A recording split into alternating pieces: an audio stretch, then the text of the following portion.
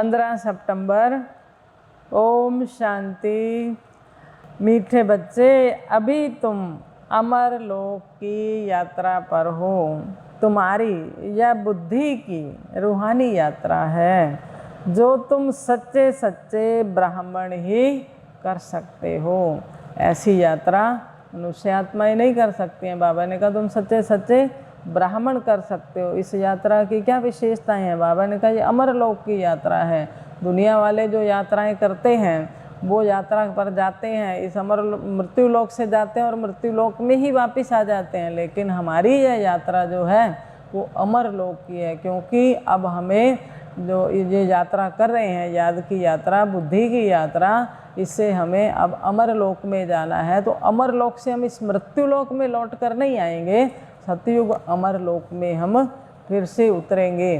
बाबा ने कहा कितनी वंडरफुल यात्रा है, ये बुद्धि की यात्रा है। लोग शरीर की यात्रा करते हैं, शरीर से जाते हैं यात्राओं पर, कितने कष्ट भी सहन करते हैं, लेकिन हमारी ये कितनी सहज यात्रा है, बुद्धि की यात्रा है। तो बाबा ने कहा तो वो तो जन्म जन्मांतर से यात्राएं कर रहे हैं, लेकिन हमारी ये यात्रा जो ये रूहानी यात्रा है, हम इस रूहानी यात्रा के राही हैं। हमारी यात्रा केवल कल्प में एक बार इस संगम युग पर ही होती है, वो तो जन्म जन्मांतर यात्राएं कर रहे हैं। तो बाबा ने कहा इस यात्रा से हम एवर हेल्दी और एवर वेल्दी बन जाते हैं। कितनी वंडरफुल यात्रा है ये। बाबा ने आज प्रश्न पूछा अपने आप से, व आपस में कौन सी वार्तालाप करना ही शुभ सम्मेलन है? अपने आप से, आपस में एक दो से हम कौन सी ऐसी वार्तालाप करें जो शुभ सम्मेलन है? तो बाबा ने कहा अपने आप से बातें करो। हम आत्मा अब इस छीछी पुराने शरीर को छोड़ वापस घर जाएंगे। आपस में अपने आप से भी एक दो से भी बात करें कि अब इस पुराने छीछी शरीर को हमें छोड़ना है, छोड़कर हमें घर वापस जाना है। यह तन कोई काम का नहीं है, ये पुराना है। बाबा कई बार कहते हैं ये पुरानी जुत्ती है, ये तन भी, तो अब ये कोई काम का नहीं। अब तो बाबा के साथ जाएंगे। आपस में जब मिलते हो तो यही वार्तालाप करो। तो सर्विस वृद्धि को कैसे पाए? तो बाबा कहते सबका कल्याण किस तरह से हो, युक्तियाँ रचनी है। उसके लिए बाबा ने कहा तो सबको रास्ता कैसे बताएं, यही शुभ सम्मेलन है। एक दो से रूहानी ज्ञान की बातें करनी हैं, यही वार्तालाप करनी है। हम एक दो को आगे कैसे बढ़ाएं, हम खुद कैसे उन्नति को पाएं, तो ये है बाबा ने कहा शुभ सम्मेलन। सम्मेलन तो लोग भी करते हैं, दुनिया में भी बहुत सारे सम्मेलन होते हैं। कोई शांति के लिए सम्मेलन कर रहा है, कोई और सम्मेलन करते हैं, लेकिन बाबा ने कहा उस सम्मेलन में और इस सम्मेलन में कितना फ़र्क है। ये सम्मेलन जो है ये शुभ सम्मेलन है, और दुनिया वालों का सम्मेलन बाबा ने कहा छीछी सम्मेलन है। उसमें गपोड़े मारते हैं, इधर उधर की बातें करते हैं, प्लानिंग करते हैं, प्रैक्टिकल तो नहीं होता। मान लीजिए वो शांति सम्मेलन करते हैं, पर शांति होती है क्या? शांति तो नहीं होती है। तो बाबा ने कहा ये है तुम्हारा जो है सम्मेलन, शुभ सम्मेलन। ऐसी रूहानी वार्तालाप हमें करते रहना है। गीत है दिल का सहारा टूट ना जाए। मीठे मीठे रूहानी बच्चे सभी सेंटर्स के ब्रह्मा मुख वंशावली सर्वोत्तम ब्राह्मण कुलभूषण अपने कुल को जानते हैं। जो जिस कुल के होते हैं वे अपने कुल को जानते हैं। आज जो जिस कुल का, जिस बिरादरी का है वो जानते हैं। कोई कहेगा मैं ब्राह्मण कुल का हूँ, कोई कहेगा मैं अग्रवाल हूँ, कोई सबको पता होता है कि मैं कौन से कुल का हूँ। तो बाबा ने कहा सब जानते हैं। तुम बच्चे हो सर्वोत्तम ब्राह्मण कुलभूषण, अपने कुल को जानते हो। तो बाबा कह रहे हैं चाहे कम कुल वाले हों या अच्छे वाले, कोई गरीब कुल का हो, साधारण कुल का हो, कोई साहूकार कुल का हो, तो सब जानते हैं। हर एक को अपने कुल को तो जानते हैं और समझते हैं इसका कुल अच्छा है। कुल कहो, जाति कहो, दुनिया में तुम बच्चों के सिवाय और कोई नहीं जानते कि ब्राह्मणों का कुल सर्वोत्तम कुल है, सबसे ऊंचे से ऊंचा कुल है हमारा। पहला नंबर कुल कहेंगे तुम ब्राह्मणों का, ब्राह्मण कुल, ईश्वरीय कुल। पहले है निराकारी कुल और फिर आते हैं साकारी सृष्टि में। परम धाम में जब हम आत्माएं होती तो वो हमारा निराकारी कुल, फिर सृष्टि मंच पर आते हैं तो साकारी कुल हो गया, साकारी सृष्टि में आ जाते। सूक्ष्म वतन में कोई कुल होता ही नहीं, ऊंचे से ऊंचा साकार में है तुम ब्राह्मणों का कुल। तो नशा रहे हम ब्राह्मण सर्वोत्तम ब्रह्म शिव बाबा के बच्चे, हम सर्वोत्तम कुल के हैं, ब्रह्मा मुख वंशावली हम ब्राह्मण हैं, सबसे ऊंच से ऊंच हैं। तुम आपस में भाई बहन हो। बाबा ने कहा दुनिया में भी ब्राह्मण तो वो भी होते हैं, परंतु वो होते हैं कुख वंशावली ब्राह्मण, और हम बच्चे हैं मुख वंशावली ब्राह्मण। जो ब्रह्मा मुख से हमको भगवान ने अडॉप्ट किया तो मुख वंशावली ब्राह्मण।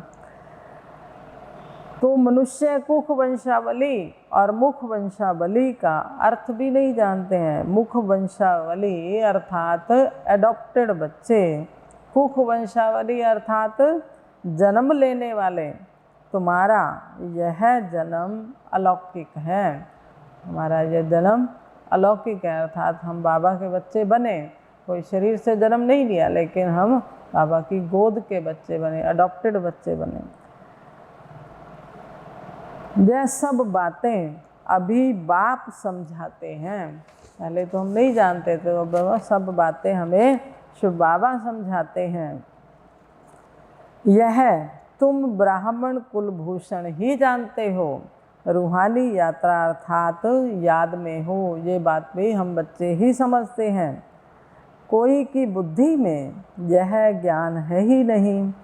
तो बाबा कह रहे हैं वास्तव में जो हमारी ये वंडरफुल यात्रा है, इस यात्रा को कभी भी भूलना नहीं चाहिए। दूसरी यात्राओं में तो फिर भी गर्मी ठंडी सब मौसम को भी देखते हैं, सीजन के हिसाब से जाते हैं, लेकिन हमारी इस यात्रा का सीजन कौन सा है? संगम युग है। तो बाबा ने कहा अभी तुम बच्चे ही इन बातों को जानते हो। बाबा हम आत्माओं को कहते हैं कि मुझे याद करो और अपने घर को याद करो जहाँ से आए हो, फिर अंतमति सो गति हो जाएगी, तुमको वहाँ ही जाना है। यह युक्ति बाप बतलाते हैं। बाबा कह रहे हैं मुझे याद करो तो तुम्हारी अंतमति सो गति होगी। घर जाने का रास्ता हमें बाप बतलाते हैं। बाबा फिर कहते हैं सवेरे उठकर अपने आप से बातें करो। बाबा एक्ट करके दिखाते हैं, ब्रह्मा बाबा करके दिखाते हैं कि हम भी सवेरे उठकर विचार सागर मंथन करता हूँ। ज्ञान की बातें जो है वो बुद्धि में चलती रहती हैं। सच्ची कमाई करनी चाहिए ना, कहते भी हैं सुबह का साईं, सिंधी में कहावत है, सुबह का साईं बेड़ा बन्नी लाई, ऐसा ग्राहक मिलाई जो गंड दा गूड़ा मत का मूड़ा हो। अर्थात ऐसा धनी व्यक्ति मिले जो पैसे का तो गांठ का तो पूरा हो यानी धनी हो, और मत का मूड़ा यानी बुद्धि उसकी ठीक हो, ऐसी श्रूढ़ बुद्धि ना हो। तो ऐसा ग्राहक मिले जो अच्छी कमाई हो। तो बाबा भी कह रहे हैं हम सुबह का साईं शिव बाबा है, उसको भी हमें सवेरे सवेरे उठ कर के याद करना है, तो इससे तुम्हारा बेड़ा पार हो जाएगा। बाबा जो करते हैं जैसे करते हैं वह बच्चों को भी समझाते हैं। ब्रह्मा बाबा खुद जैसे करते तो बच्चों को भी समझाते हैं, युक्तियाँ बताते हैं, ऐसे ऐसे करो अपनी उन्नति। यह कमाई की बहुत अच्छी युक्ति है, कमाई करने की भी बाबा अनेकों युक्तियाँ बता रहे हैं। अलफ को याद करने से वे बादशाही तो मिल ही जाएगी। तो बच्चों को सवेरे सवेरे उठ अपने आप से बातें अर्थात तरूरिहान करनी है, विचार सागर मंथन करना चाहिए, फिर किसको समझाना होता है। बोलो बाबा ने कहा जो वहाँ जो भी लोग रहते हैं, तो बाबा ने कहा दुनिया में भी गीता सुनाते हैं ना लोग, वहाँ बहुत जाते हैं गीता सुनने, गीता पाठी बहुत होते हैं। तो भगवान सच्चा सच्चा गीता ज्ञान हमें सुना रहे हैं। वो तो शास्त्र हाथ में उठाकर गीता फिर सुनाते हैं, लेकिन भगवान कोई भी गीता हाथ में नहीं उठाते हैं। परंतु भगवान कभी तो आया होगा जिसको याद करते हैं, कभी तो उसने सुनाया होगा, गीता का ज्ञान दिया होगा। फिर जब आए तब तो सुनाए ना। वो लोग तो पुस्तक हाथ में उठाते, यहाँ तो भगवान है ज्ञान का सागर, इनको कुछ भी हाथ में उठाने की दरकार ही नहीं है। बाबा को यह सीखता नहीं है। बाबा तो हम बच्चों को आकर के कलप कलप ये गीता ज्ञान सुनाते हैं, राजयोग सिखाते हैं। यह याद की यात्रा तुम्हारी बुद्धि ही जानती है।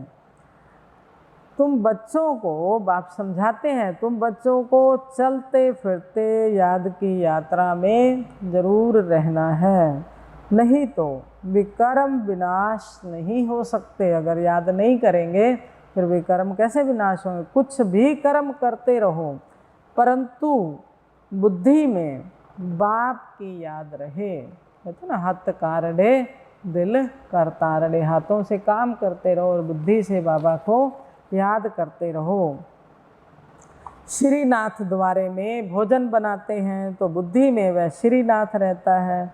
बैठे ही मंदिर में हैं, जानते हैं हम श्रीनाथ के लिए बनाते हैं। भोजन बनाया, भोग लगाया, फिर घर वाले बच्चे आदि याद आते रहेंगे। वहाँ भोजन बनाते हैं, श्रीनाथ द्वारे पे भोजन बनाते हैं तो मुख बंद कर बात नहीं करेंगे। वैसे बाबा भी कह रहे हैं, हम भी अपने घर में भोजन बनाते हैं, वो घर भी भोलेनाथ का भंडारा है, तो उस भंडारे में भी भोजन बनाते हुए, जैसे उन्होंने तो मुंह पर पट्टी बांध ली, कोई बात नहीं करनी श्रीनाथ द्वारे पे जो भोजन बनाते, लेकिन हमें बुद्धि से बाप को याद करना है। जैसे वो समझते हैं हम भगवान के लिए प्रसाद बना रहे हैं। आज कोई मंदिर गुरुद्वारे में भी जाता है, प्रसाद लेकर आता है कि बहुत अच्छा प्रसाद बना है। प्रसाद तो हम वो घर में भी बनाते हैं, वही चीज़ें बनाते हैं, परंतु उसमें और उसमें फ़र्क क्यों?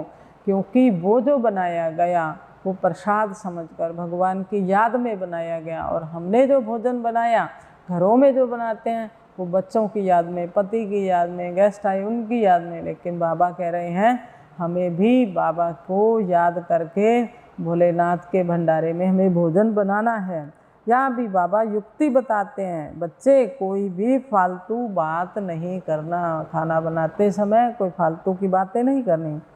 सदैव बाप से मीठी मीठी बातें करनी है, जैसा बाप वैसे बच्चे।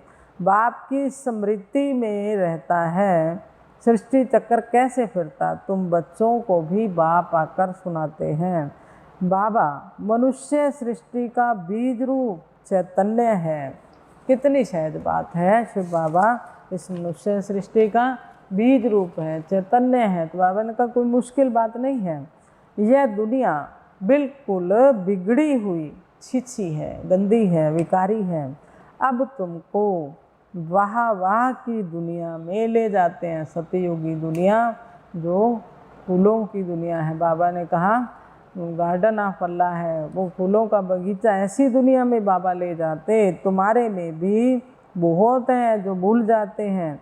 अगर यह याद हो तो बाप भी याद रहे और गुरु भी याद रहे कि अब वापस जाना है। बाबा ने कहा अगर एक बात ये बुद्धि में बैठ जाए कि अब हमें वापस जाना है तो बाप भी याद रहेगा और गुरु जो सदगति करने वाला है वो भी याद रहेगा। तो बाबा ने कहा ऐसे याद रखो।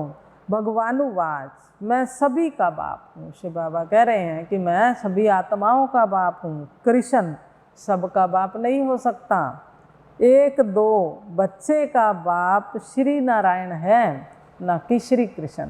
अब वो श्री कृष्ण जो है वो बचपन का रूप है और स्वयंवर के बाद उनका नाम श्री नारायण पड़ा। तो बाबा ने कहा श्री कृष्ण तो खुद ही बच्चा है, वो बच्चों का बाप थोड़ा ही है, वो तो बच्चा है। तो नारायण के अपने एक दो बच्चे हो सकते हैं, लेकिन शिव बाबा के तो सारी सृष्टि की आत्माएं ही बच्चे हैं। श्री कृष्ण तो कुमार है, इस प्रजापिता ब्रह्मा को तो बहुत बच्चे हैं। कहाँ कृष्ण भगवानुवाच और कहाँ शिव भगवानुवाच, भूल कितनी बड़ी कर दी है। इस पर प्रूव करना चाहिए कि गीता का भगवान निराकार शिव बाबा है, ना कि श्री कृष्ण। अच्छा, मीठे मीठे सिकी लधे बच्चों प्रति माता पिता बाप दादा का याद प्यार और गुड मॉर्निंग। रूहानी बाप की रूहानी बच्चों को नमस्ते। हम रूहानी बच्चों की रूहानी बाप दादा को नमस्ते जी, नमस्ते जी। सदा रहेंगे हंसते जी। वाह बाबा वाह, शुक्रिया बाबा शुक्रिया। आज प्यारे बाबा की मुरली का धारणा के लिए मुख्य सार है, आपस में शुभ सम्मेलन कर सर्विस की वृद्धि के प्लान बनाने हैं। अपने और सर्व के कल्याण की युक्ति रचनी है। कभी भी कोई व्यर्थ फालतू बातें नहीं करनी है। दूसरा बाबा ने कहा, सवेरे सवेरे उठकर अपने आप से बातें करनी हैं, विचार सागर मंथन करना है। भोजन बनाते एक बाप की याद में रहना है। मनसा भी बाहर ना भटके। बाबा ने कहा, मन में भी कोई बाहर के फालतू के व्यर्थ ख्यालात ना आए। भोजन बनाते समय केवल एक बाप ही याद आए, तो यह ध्यान रखना है। वरदान है, विनाश के समय पेपर में पास होने वाले आकारी लाइट रूपधारी भव। विनाश के समय पेपर तो आएंगे, बाबा ने कहा उस पेपर में भी पास होने वाले आकारी लाइट फरिश्ता रूपधारी भव। विनाश के समय पेपर में पास होने व सर्व परिस्थितियों का सामना करने के लिए आकारी लाइट रूपधारी बनो, फरिश्ता रूपधारी बनो, लाइट रूपधारी। जब चलते फिरते लाइट हाउस हो जाएंगे तो आपका यह शरीर दिखाई नहीं देगा, फिर जो भी सामने आएगा उसको लाइट ही लाइट नज़र आएगी, तो ये स्थूल हड्डी मांस का शरीर दिखाई नहीं देगा।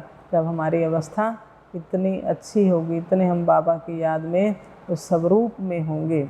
जैसे पार्ट बजाने समय चोला धारण करते हो, कार्य समाप्त हुआ और चोला उतारा। 1 सेकंड में धारण करो और 1 सेकंड में न्यारे हो जाओ। बाबा ने कहा 1 सेकंड में पार्ट बजाने के लिए शरीर में आए, तो जब पार्ट पूरा हुआ फिर शरीर को भूल जाओ, न्यारे हो जाओ। तो बाबा ने कहा 1 सेकंड में न्यारे हो जाओ।